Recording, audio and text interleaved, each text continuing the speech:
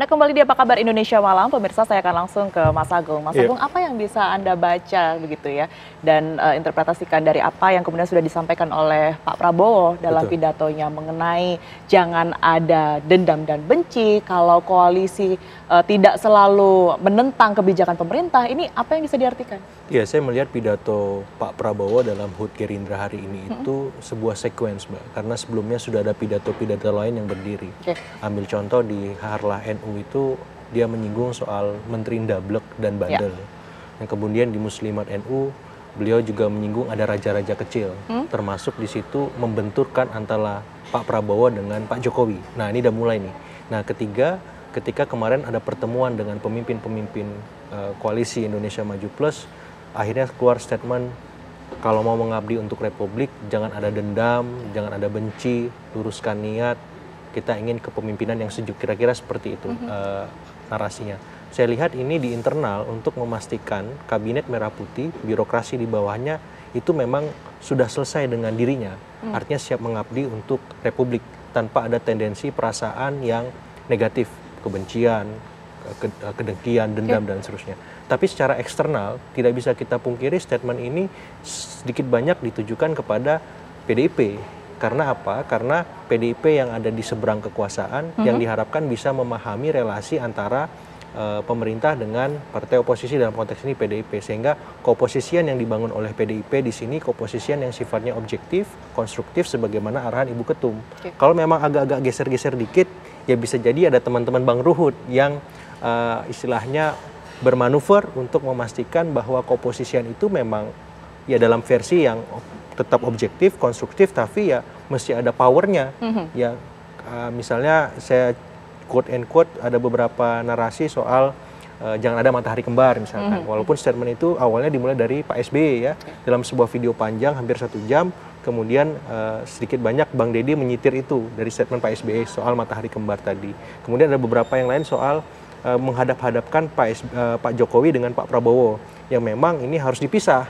Jangan sampai ini mengganggu jalannya pemerintahan seperti itu. Jadi hal-hal semacam itu saya kira lumrah, tapi Pak Prabowo ingin menekankan hal yang paling fundamental bahwa siapapun yang mengabdi ya untuk Republik, kalau bisa selesai, jangan ada lagi dalam tanda petik beban di hatinya. Beban di hati. Karena kalau ini masih jadi soal, akan sangat sulit untuk memberikan kemampuan terbaik mereka karena belum selesai cerita di masa lalunya seperti itu. Kalau berbicara mengenai beban di hati, adanya dendam, adanya benci, adanya ketidaksesuaian begitu ya dengan apa yang saat ini terjadi, apakah bisa diartikan atau dimaknai apa yang sudah disampaikan oleh Pak Prabowo ini adalah bentuk bahwa keadaannya sudah begitu rumit, keadaannya sudah begitu parah begitu ya, sehingga mengusik beliau untuk perlu mengingatkan itu, Mas Agung? Iya, saya kira kan akhir-akhir ini menguat ya soal di mana dibenturkan antara Pak Prabowo dengan Pak Jokowi. Bahasa beliau divide et impera. Ini cara-cara asing untuk menghancur belah bangsa kita, dan saya tidak mau itu terjadi.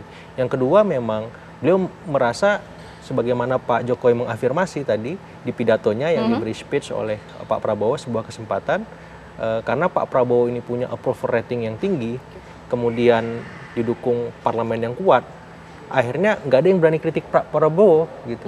Yang dikritik akhirnya saya nih, dikit-dikit salah Jokowi, dikit-dikit salah Pak Jokowi. Nah, saya kira ini menjadi arahan bagi Pak Prabowo untuk dalam tanda petik melindungi balik. Ya, setelah sebelumnya Pak Jokowi melindungi beliau saat Pak Jokowi menjadi presiden. Jadi take and give itu terlihat, apalagi ketika tadi duduk di Harlah hari ulang tahun Gerindra gitu, Pak Prabowo ini diapit di sebelah kanannya Gibran, ya, sebelah kirinya Pak Prabowo seperti itu. Terakhir dikasih keris emas. Nah, jadi ini mengafirmasi bahwa ya ini saatnya Pak Prabowo itu melindungi Pak Jokowi, walaupun belum tentu perlindungan itu akan bertahan terus.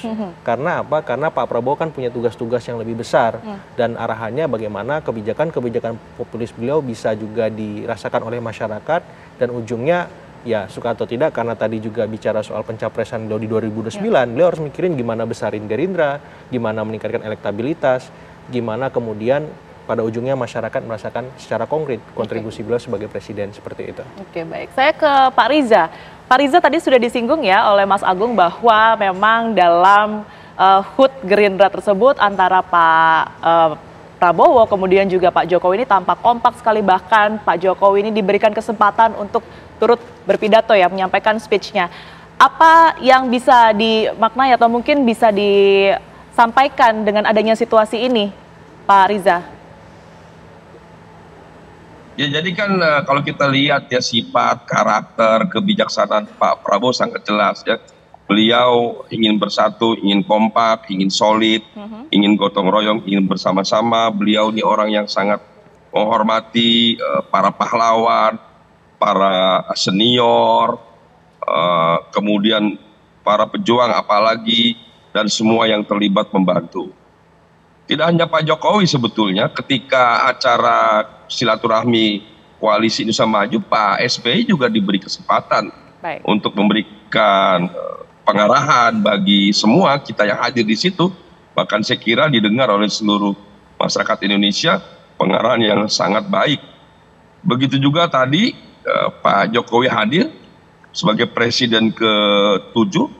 Pak Jokowi diberi kesempatan juga untuk memberikan sambutan, pidato, dan arahan buat kita semua. Saya kira inilah contoh yang sangat baik, yang sangat bijak. Kita saling melengkapi satu sama lain, saling membantu, saling mendukung, saling berterima kasih, saling memaafkan. Bahkan beliau menyampaikan semua pemimpin presiden, bakal wakil presiden yang terdahulu punya jasa, punya kebaikan, dan tentu juga punya kekurangan, bahkan punya kesalahan. Itulah manusia, tapi semua punya kontribusi, punya prestasi, dan punya pengabdian yang luar biasa dan berjasa bagi bangsa negara. Jadi saatnya kita saling menghormati, saling menghargai satu sama lain. Kita lupakan kekurangan kita, kesalahan kita, dendam kita. Mari jangan saling dendam, saling benci, mari kita dukung bersama siapapun itu. Jadi beliau ingin mengajak kita seluruh anak bangsa bersatu, kompak, saling mendukung, saling membantu. Sudah saatnya kita bangkit bersama, membangun bangsa, mengisi pembangunan, dan bersaing dengan bangsa-bangsa lain. Beliau menyampaikan Garuda sekarang hanya ada berapa pesawat yang terbang. Beliau ingin di tahun ini ke depan tidak kurang dari 100 pesawat terbang. Tahun berikutnya lagi bertambah.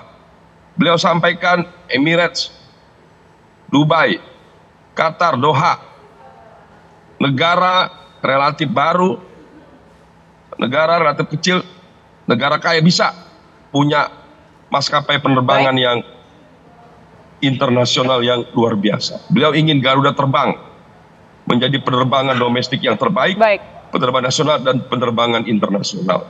Itu contoh saja betapa beliau ingin bangsa kita sejajar dengan bangsa-bangsa maju di dunia. Baik, Pak Riza. Saya juga nanti akan ke Bang Ruhut ya. Berkaitan tadi juga sudah disebutkan bahwa oposisi ini diharapkan bisa menjadi kontrol begitu. Lantas seperti apa kemudian ini PDI Perjuangan melihat kepemimpinan dari Presiden Prabowo Subianto saat ini? Usai jeda boleh ya Bang ya? Kami akan kembali usai jeda.